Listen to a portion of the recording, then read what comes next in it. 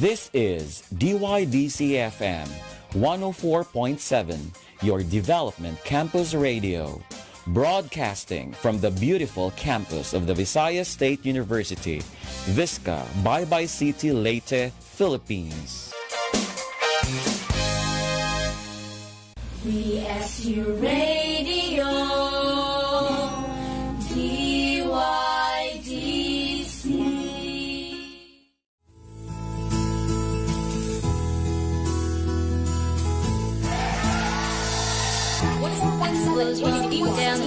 Alright, good afternoon. Check out time is 4:20 in the afternoon. And today's October 19, 2020, Adlaw Lunes. Welcome to our program. This is Matsaya Kauban gihapon ng inyong teacher sa kahanginan. This is Sir Raymond. Alright, gusto na po ko sa nga ito pag-ubanan karong hapunan mga kadiwaydis yung mga kahigalaan sa kahanginan. Gusto na po kapag tulunan ang ato dapat hibawaan, especially to my students there. No, good afternoon sa ito mga kajantihan karon nga na minaw. Happy listening ko sa nga ito pag-answer sa ito mga modules diha karon. O, sa ito mga ginikanan, no, nga nag-facilitate o nagtabang no, sa pag-tuon sa ito mga kajantihan diha karon. Good afternoon, Visayas State University. Good afternoon, kanatong tanan.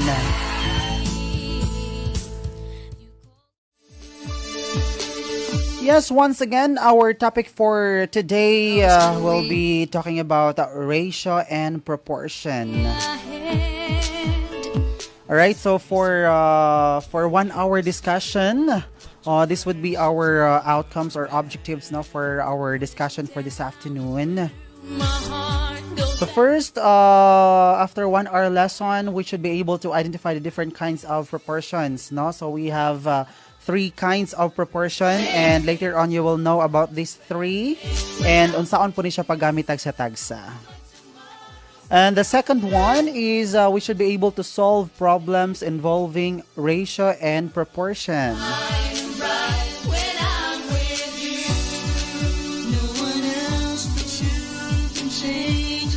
Thank you so much no sa ato viewer coming from Abu Dhabi. Hello to RJ Adonis. Ingon siya, regards or pa-shout out or greet lang ko sa akong pinangga nga si Zerudo de la Cruz. Keep safe always and ingat lagi.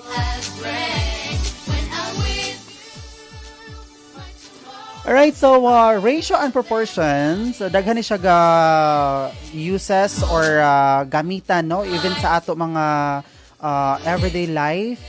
So daghan ni siya ato magamitan no, most especially in baking or in cooking. Mo nang you will ask no the chef or the cook kung yung sa niya pagluto para malami ang iya pagluto sa pagkaon.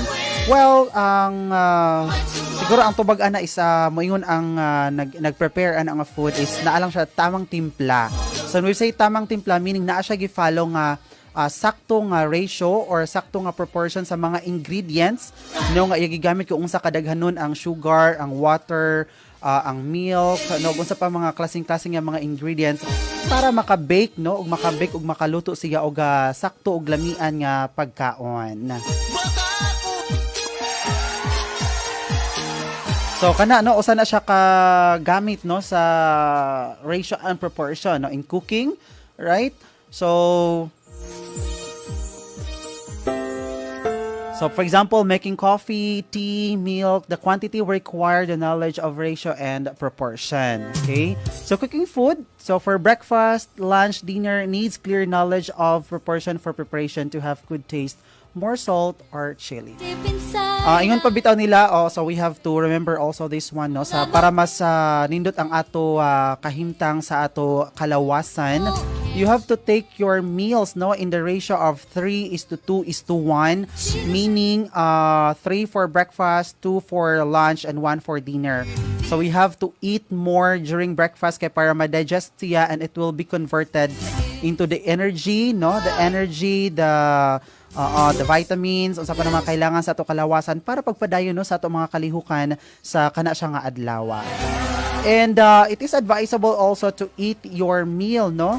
Oo, sa kana siyang sa kagabi no, your dinner.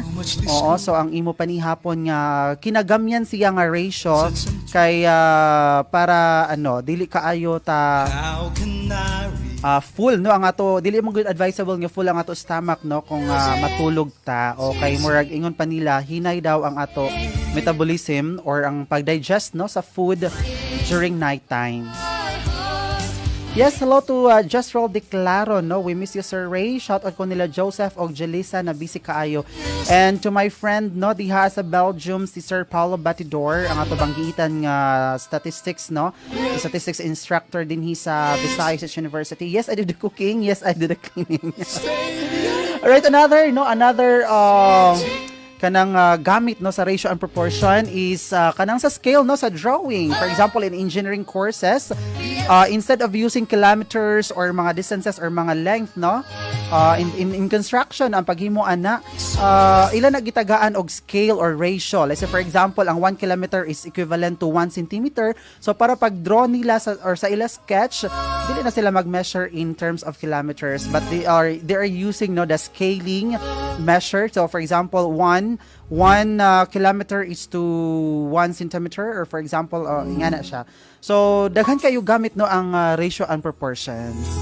So it's very important for us to know these common and basic nga topic, pero dako day siya kaayo og gamit para kanato no. Sa ako pag-ingon ganihang sa ato mga kada-adlaw no, adlaw-adlaw nga kanang activities, kani siyang ratio and proportion most probably gamit ni nato. Alright, so let's start with the definition of ratio, no? So ratio is a mathematical concept that is used to solve different types of problems. The ratio is a way of expressing the relationship no, of a number, quantity, substance, or degree between two similar components. The value of the ratio in mathematics may be expressed in terms of fraction. So lain-lain taog ka ng pag-express na of ratio. So pwede siya i-express in terms of fraction, quotient, or decimal, which can be obtained by performing the indicated division of the numerator by the denominator. The numerator is called the antecedent and the denominator is called the consequent. So for example, the relationship of 1:3 is written, so kana siya nga symbol, so makikita mo ana nga symbol. So this is the ratio. Note that the numbers are side by side and separated by a colon. So that is one way no to write a ratio, so using separated by a colon.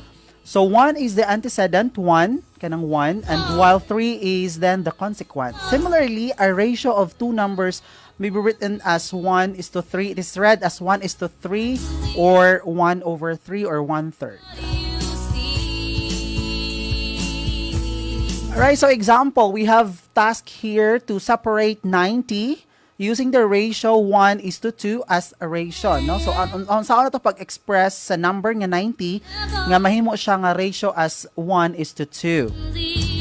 Alright, so since there must be 1 unit in the first part of every 2 units in the second, so meaning for every 1 no sa left, there should be equivalent to 2 units in the right side. Okay, so there must be 3 units every time 2 amounts are taken. Okay, so let x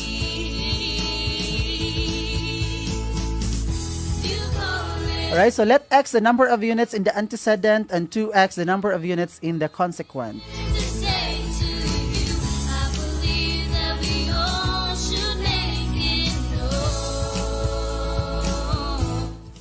Alright, so x, so we have we can produce no the equation, the working equation right now as x plus 2x is equal to 90. So if you're going to add the consequent and the antecedent, x plus 2x is equal to 90.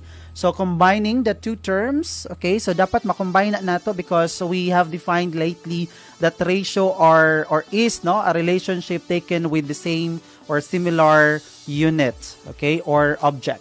So x plus 2x, that is equivalent to 3x is equal to 90. And then dividing both sides by 3 so that you can eliminate 3 in the left side and you can isolate the variable x. So therefore, x is equal to 30. Okay, so you have to substitute there that x is 30. So since you have twice there of your x, so 2 times x, that should be equal to 60. So for you to separate 90 using the ratio 1:2, that will become 30 is to 60. No? So for every 30 daw in the antecedent is equivalent to 60 units in the consequent or the consequence. Alright, number 2. A grocery store is having a sale on wine. A package of 5 for every 3,150 and the same brand in a package of 9 for 5,535. Find each unit price and determine which is the better buy. So this is one of the importance, no? One of the importance sa kanisang ratio, no? Kay makahibaw ka if you are going to go to a grocery store or to a supermarket and you are going to buy goods or products, then you should be able to identify which good or product between or among these products is good, no? Is a good or better buy. Okay? Kay makahibaw man ka kung asa ang mas barato. Okay? So ratio ngara mosulod siya. So between these two products or between these two packages, 5 for 3,150 and 9 for 5,535, if I'm going to ask you kung asa between of these two is better, no? Kung asa ka mas makasave, then for you to answer that one, then you can use the solution using ratio. So unit price per package of 5 for 3,150, you have to divide that one, no? So 3,150 divided by 5, that is equal to 630. Meaning for every unit, naaka 630 pesos. And for a unit price per package of 9, for an amount of 5,535, so you divide that one to get the amount or to get the price for every unit, that is equivalent to 615. So since the package of 9 wines has the smallest unit price, it is the better buy. So kung pangutanon ka, asa ang mas sa tawag ni siya mas nindot nimo nga paliton ang katubang package package of 5 wines or 9, then the answer for that is dapat nga to kamo palit sa package of 9 wines for 5,535. Kay makasave ka og 15 pesos, okay na siya, di ba? So yun, so using the ratio, you are able to identify, no, between the two packages which is the better buy. Alright, for example, number 3, find the ratio of Mark's savings of 56,400 to Rose Ann's savings of 40,000. Alright, so Mark's savings over Rose Ann's savings, so 56,400. You divide that one by 40,000, that is equal to 141 over 100. Thus, the ratio is 141 is to 100. Meaning, for every 141 pesos nga saving ni Mark is equivalent to or is na siya equivalent ratio to 100, no, nga saving ni Rose Ann. Okay? Alright, so for proportion, our next topic is about proportion. So at this point, we will now discuss another way of expressing the close relationship between parts, a share, or portions with regards to measurement, amount, or number. Proportion there is expressed as a relationship between two ratios, okay? So you can have a proportion if you have at least two ratios. The ratios are separated by a colon or an equal sign, okay? For example, 1:3 is equal to 4:12, which reads as 1:3 equals 4:12. A proportion may be written in 4 different ways, no? So we have 4 different ways in writing proportions. So the first one there is kana siya na equal symbol, okay? Using the kanang colon. The second one is equal symbol gihapon separated by equal. Thank you, Tilalang. Separated by equal sign, but the two ratios are being expressed in terms of fraction, no? The third one is separated by the two colon there, no? Kana makita ninyo, right? And then the third one is kanang na division nga, no? Because we have stated there that you can also express ratio in a division operation. The 4 terms of a proportion are given special names, the means and the extremes. Now, among these 4, asa man si means o asa man si extremes. Okay? So the means are the inner numbers or the second and the third terms of the proportion. The extremes are the outer numbers or the first and the fourth terms of the proportion. So using the example there, kana siyang 1:3, no? 1:3 is equal to 4:12. 1 and 12, no? Kana si 1 og si 12, mao na ang gitawag nga extremes. Unya si 3 og si 4, mao na siya ang gitawag nga means. And you can say that they are equal, or you can say that they are proportion, no?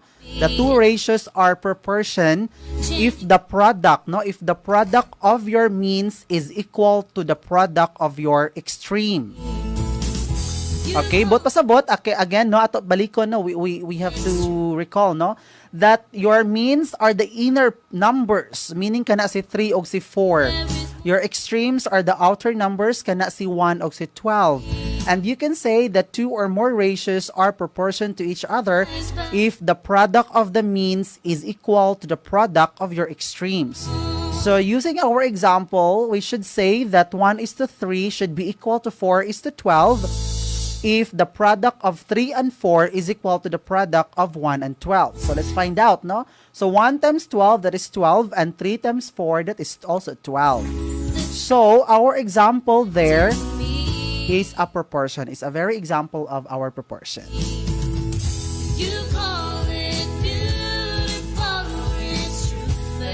Now, it is stated also in our outcomes or in our objectives that as after this lesson, you should be able to identify or enumerate the 3 types of proportions. And so, let's start discussing these 3 types. The first one is called the direct proportion. Okay, direct proportion. What does it mean? Alright, so this is when an increase in one quantity results in an increase in another quantity, and a decrease in one quantity results in a decrease in another quantity. So, kung mo increase ang usa, dapat mo increase pod ang other quantity. So, that is what is meant, no, by a direct proportion. Kung mo decrease ang usa, it should be that the other quantity should also be in a decreasing manner. Alright? So, mauna siya ang ato gitawag nga direct proportion. The equation of the form y is equal to kx, where k is constant, describes y varies directly as x. So, kung mo dako ang usa, dapat mo padako pod ang usa. Dili pwede nga dako ang usa, tapos ang usa mo decrease. Right? So, makaingon ka, you could tell that the proportion is a direct proportion if one quantity is increasing and another quantity is also increasing. Or decreasing, the other one is also decreasing. Alright, so example, Jerome Morales bought 9 tickets to an international product exposition for 2025. How many tickets could she purchase with 3,825 pesos? So to solve this, we have to create first our working equation. Okay, to find out what is the value of our variable. So probably the very most the commonly used variable are x, y, z. So we just take x, no, x, y, or z, or a, b, c. So kung asa mo komportable. So in our example here, we are using the variable x to let the number of tickets that can be purchased with 3,825. So using our ratio and proportion, no, notation, so that is 9:2,025, because it is stated in our example that with 2,025, Jeremy can bought 9 tickets. Alright?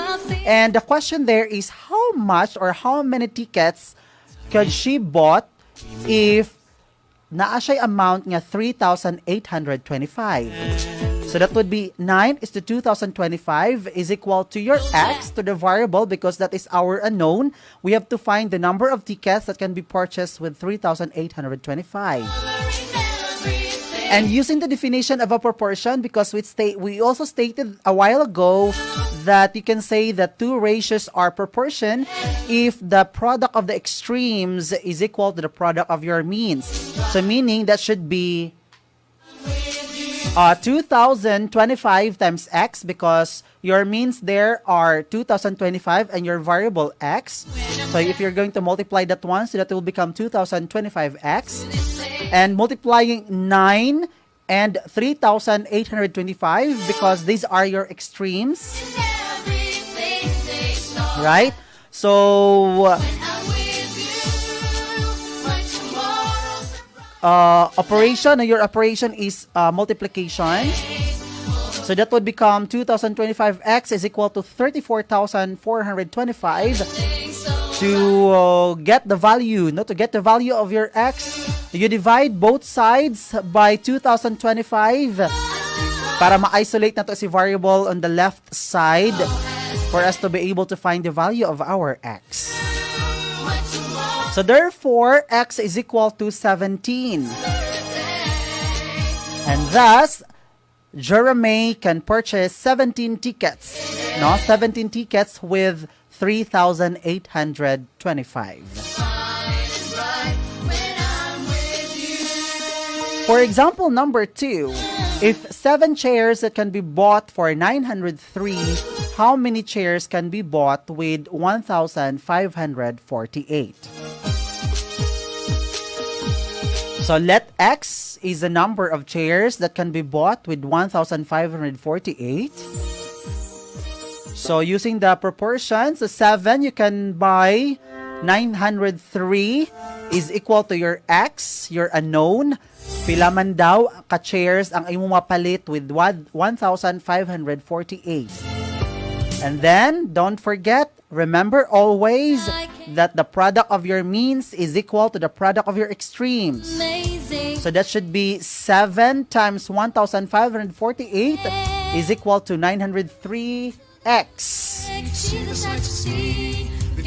Right? So dividing both sides by 903 para ma-isolate na to si x, para si x na lang ang mahabilin sa left side. So that should be 10,836 divided by 903. X is equal to 12. Thus, 12 chairs can be bought with 1,548. The sun sets and truths beside commodity. Oh, how can I repay? Alright, our next type of proportion is what we termed as inverse proportion. So again, the first one is the direct proportion, meaning kung mo increase ang usa, dapat ang usa mo increase pod. Kung decrease ang one quantity, the other quantity should also be in a decreasing manner. For the second type, which is the inverse proportion, this is when an increase in one quantity results in a decrease in another quantity.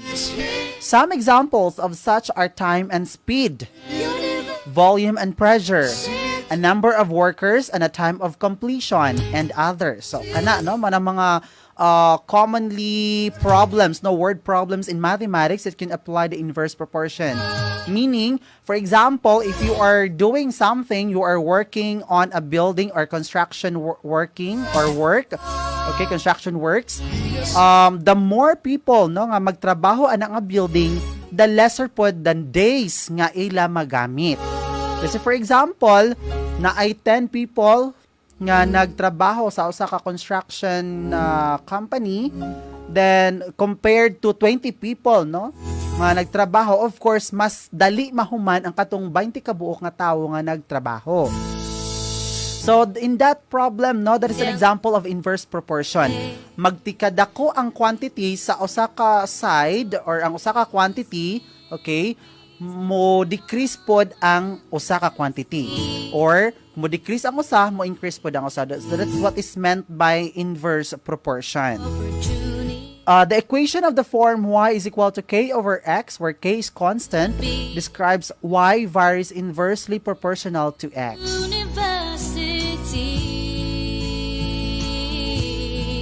Alright, so example number 1.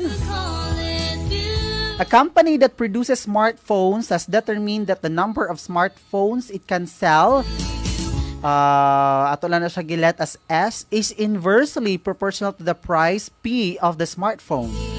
4,500 can be sold when the price is 8,000 pesos. How many smartphones can be sold if the price of a smartphone is 7,500?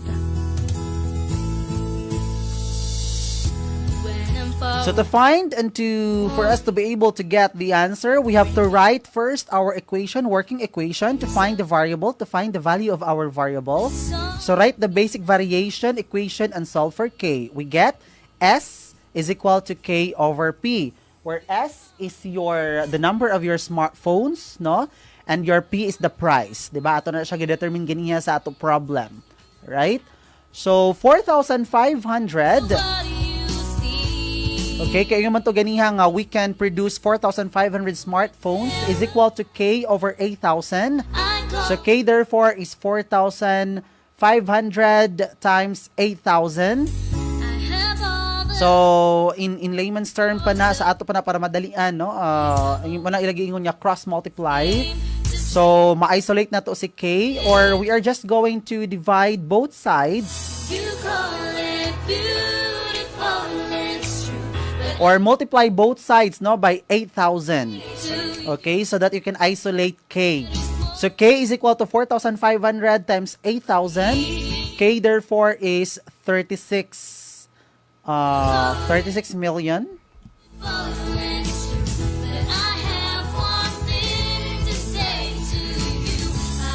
Or 36,000 lang ni siya.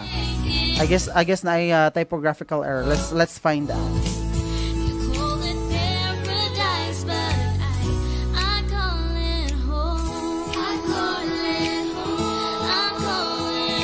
Yeah, that's right. That's 36 million. Okay, so 4,500 times 8,000, that's 36 million. And so, we solve for S using the 7,500 pesos nga price. So, 7,500, S is equal to K over P. So, your K there is 36 million. Divide by 7,500. So, that should be equal to 4,800.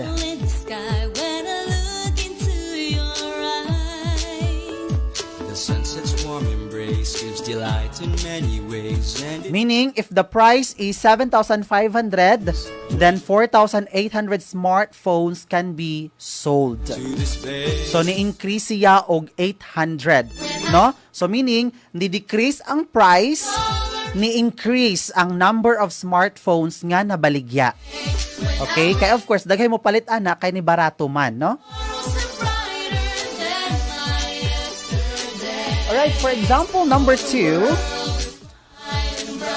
the length L of the rectangle of the fixed area varies inversely as the width W. If the length of the rectangle is 10 feet and the width is 4 feet, okay, find the length of the rectangle when the width is 8 feet.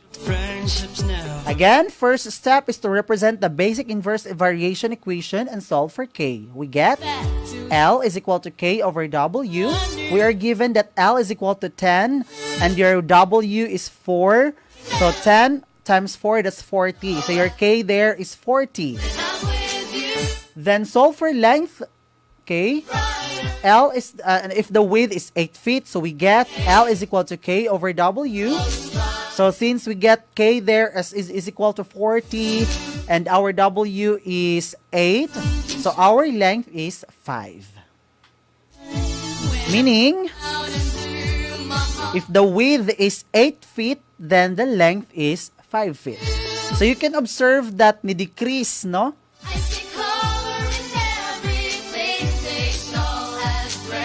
Ni-decrease ang length, pero ni-increase ang iya width. Okay? And the last type of proportion is what we term as partitive proportion. Partitive proportion involves identifying parts of a whole based on a given ratio of these parts, or in other words, when the whole is partitioned into 2 or more equal parts. Example number 1, a stored overhead costs is 125,000 pesos distributed to departments X, Y, and Z. if the overhead costs are distributed in the ratio of 3:2:5 respectively, how much should each department receive? So, naay part, no? Naay proportion or naay portion for every department. So, si Department X, naa siya'y portion nga 3. Okay? Si Department Y, naa siya'y part nga 2. Si Department Z, naa siya'y part nga 5. The question there is how much should each department receive? So, in this type of problem, this is an example of what we term as partitive proportion. So to be able to solve this, so we have to let X or let 3X the cost for department X, 2X for department Y, 5X for department Z. And then we add the 3 parts, 3X plus 2X plus 5X, and that should be equal to 10X. And dividing the total overhead cost by 10, we get 125,000 divided by 10. Okay?